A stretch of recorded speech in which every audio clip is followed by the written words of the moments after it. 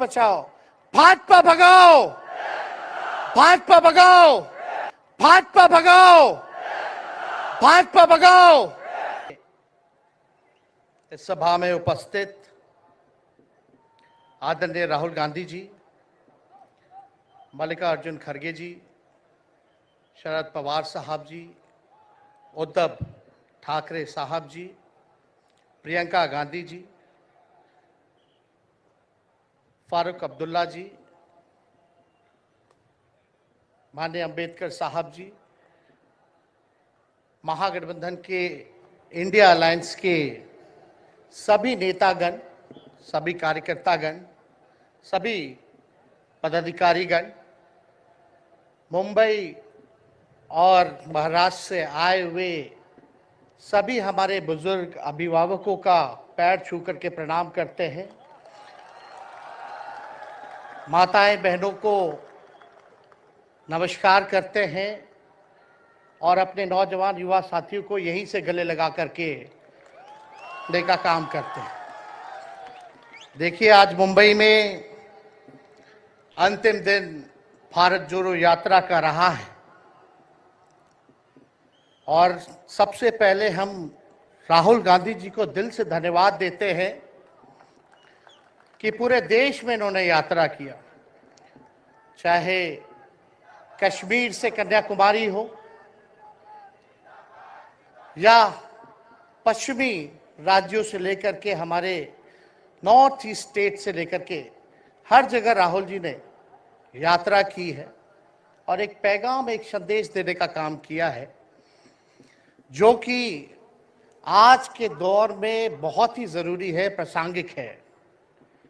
आज एक तरफ जहां नफरत फैलाया जा रहा है, जहां टकरार की बात की जा रही है, जहां प्रोपेगेंडा किया जा रहा है, जहां देश के संवैधानिक संस्थानों को हाईजैक किया जा रहा है, अस्थाई सरकारों को, चुनी हुई सरकारों को, लोकतंत्र में मतदान जो आप लोगों ने किया वैसी सरकारों को खरीदा जा रहा है, ईडी सीबीआई के जरिए डरा करके तोड़ा जा रहा है, गिराया जा रहा है। जहां सच नहीं, केवल झूठ का प्रोपेगेंडा चलाया जा रहा है, संविधान लोकतंत्र पे खतरा है, वहां आदरणीय राहुल गांधी जी ने सभी लोगों को जोड़ने के लिए, देश के लोकतंत्र को बचाने के लिए, देश के संविधान को बचाने के लिए, अमन चैन भाईचारा कायम करने के लिए, नफरत को हराने के लिए इन्होंने जो भारत जोड़ो यात्रा किया है, इसके लिए हम दिल से धन्यवाद इनको देना चाहते हैं, कांग्रेस पार्टी को देना चाहते हैं। और यहां बैठे हुए सभी महागठबंधन और इंडिया अलायंस के जो भी हमारे नेता हैं, उनको भी हम धन्यवाद देते हैं कि इस दौर में जहां पूरी ताकतें लगाई गई हों, डराया जा रहा हो, लोगों को लालच दिया जा रहा हो, लेकिन हम सब लोग मिल करके इस देश के संविधान और लोकतंत्र, भाईचारा और जो इस देश की खूबसूरती, डाइवर्सिटी है, उसको बचाने के लिए एकजुट हुए हैं। कोई मोदी जी को हराने के लिए नहीं, उस सोच को हराने के लिए जो देश को बांटना चाहती है, उसके लिए हम लोग एक हुए हैं। हमारी लड़ाई व्यक्तिगत मोदी जी से, अमित शाह जी से नहीं है। हम लोग तो हमेशा से उन विचारधारा के लोगों से लड़ाई लड़ने का काम किए हैं जिन्होंने हमेशा से, जिनका आजादी में कोई योगदान ना रहा हो, जो तिरंगा ना फहराए हो अपने दफ्तर पे, और आज कहते हैं वो देश के सबसे बड़े देशभक्त हैं। अरे, मेरा मानना है कि देश में सबसे बड़ा अगर अपना दुश्मन है तो बेरोजगारी है, महंगाई है, आज गरीबी है, वो सबसे बड़ा दुश्मन है।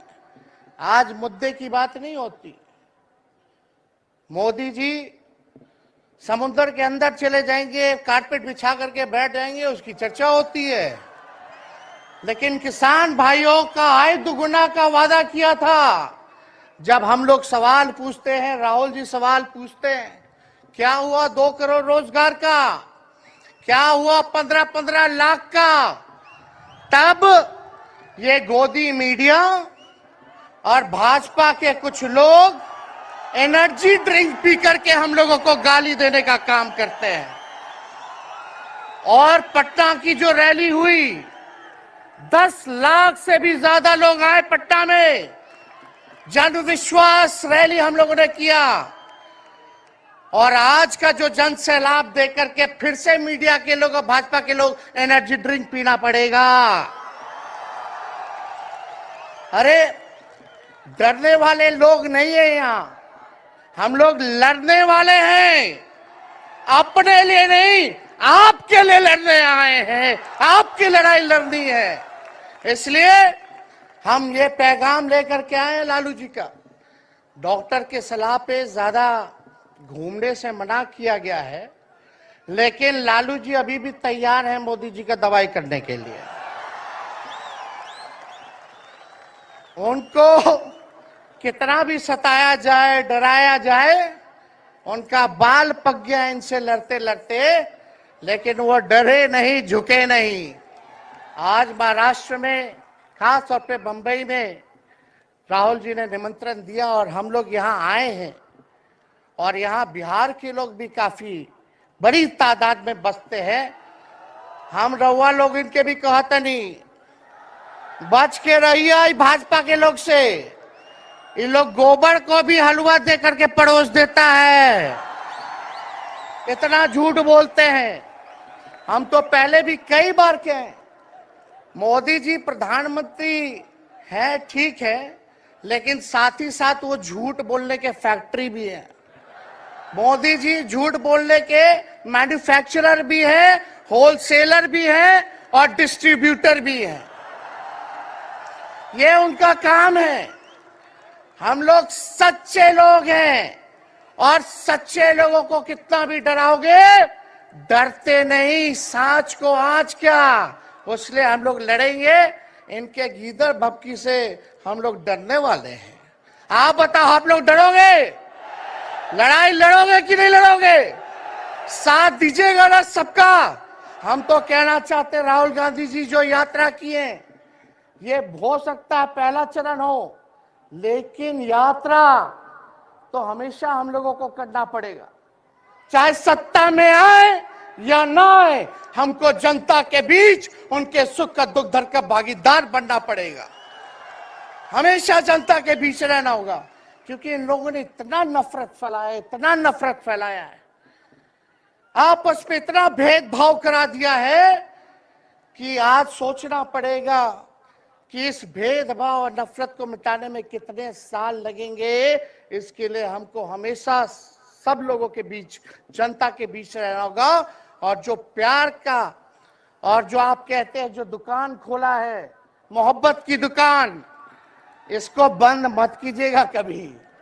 हमेशा आगे झंडा बुलंद करने का काम कीजिएगा।